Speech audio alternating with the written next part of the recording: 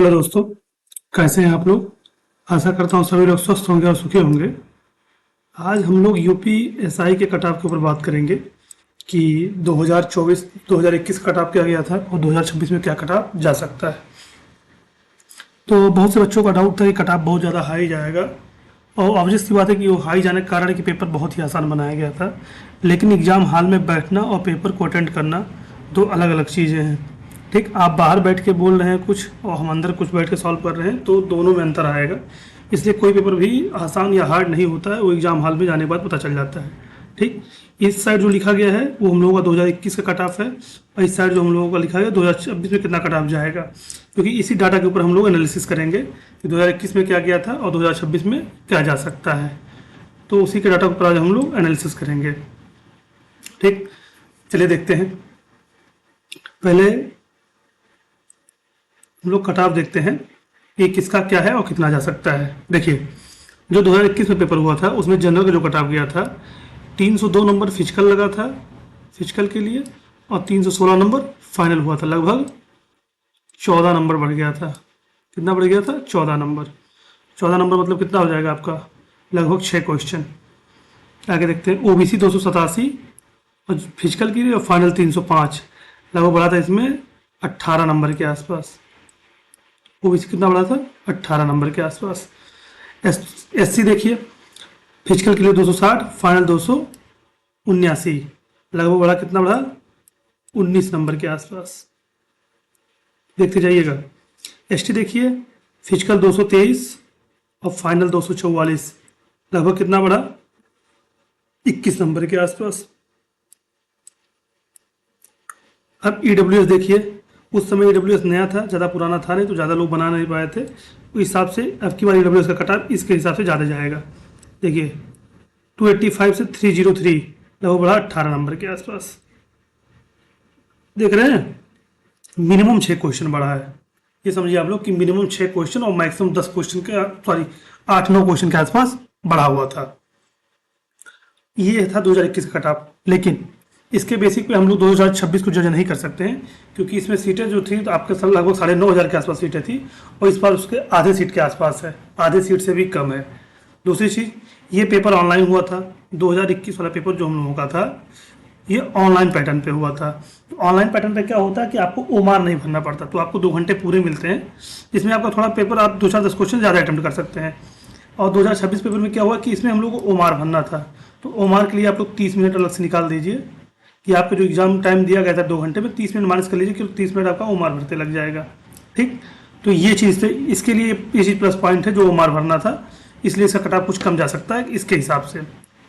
अब पेपर का पैटर्न पर बात करते हैं। इसका पेपर थोड़ा बढ़िया मॉडरेट लेवल का, मॉडरेट टू हार्ड था। इसका जो पेपर हुआ वो इजी टू मॉडरेट हुआ।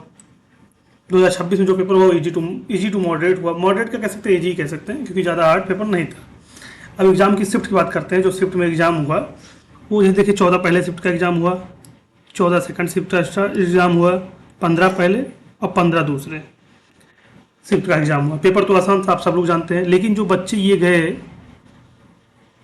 ये 14 वाले पहले शिफ्ट वाले बच्चे, इनको ये चीज़ पता नहीं था पेपर कितना आसान आएगा। इनकी जो मेंटालिटी थी वो ऐसी नहीं थी कि पेपर आसान आएगा, इसलिए इनका जो एवरेज मार्क है वो सबसे कम आ रहा है, इन सब शिफ्टों से सबसे कम आ रहा है। मतलब ये शिफ्ट इसको नॉर्मलाइजेशन सबसे ज़्यादा मिलेगा, इनको नॉर्मलाइजेशन जो मिलेगा वो सबसे ज़्यादा मिलेगा। इस शिफ्ट के जो बच्चे हैं इनको नॉर्मलाइजेशन सबसे ज़्यादा मिलेगा, जो 14 पहले वाले हैं। 14 दूसरे वाले, इनको मेंटालिटी हो गई थी पेपर कैसा आएगा और कैसा नहीं आएगा। और पेपर जो भी था 14 का दूसरे वाला, ये तो आसान था ही पहले वाला, लेकिन इनकी मेंटालिटी सही नहीं थी कि कैसी मेंटालिटी थी, पेपर कैसा है, इसलिए इनका पेपर थोड़ा ख़राब हुआ। लेकिन पेपर ये आसान था ओवरऑल। 14 दूसरे वाला थोड़ा सा टफ कह सकते हैं 14 पहले से, लेकिन इनकी मेंटालिटी उस हिसाब से सेट हो गई थी कि कितना जाएगा, इसलिए इनका नॉर्मलाइजेशन, मान लीजिए इनको अगर कम से कम अगर नॉर्मलाइजेशन मिलेगा, सबका बढ़ता है, तब मैं तब की बात आ रहा हूँ, किसी का घटे ना, तो इनको कम से कम मिलेगा तो 8 नंबर प्लस, 8 नंबर प्लस के आसपास इनको फायदा होगा 14 पहले वालों को। 14 दूसरों वालों को बहुत फायदा होगा, तो मान के चलिए 2 से 3 नंबर, क्योंकि पेपर ये आसान था, ज़्यादा हार्ड नहीं था। ठीक, 15 वालों को कुछ भी नहीं हो सकता फायदा, 15 पहले वालों को, क्योंकि सबसे आसान पेपर जो था 15 के पहले शिफ्ट का था, तो इनको उतना ज़्यादा फायदा नहीं मिल सकता। ठीक, अब हम लोग देखते हैं 15 दूसरे शिफ्ट वालों का एग्जाम।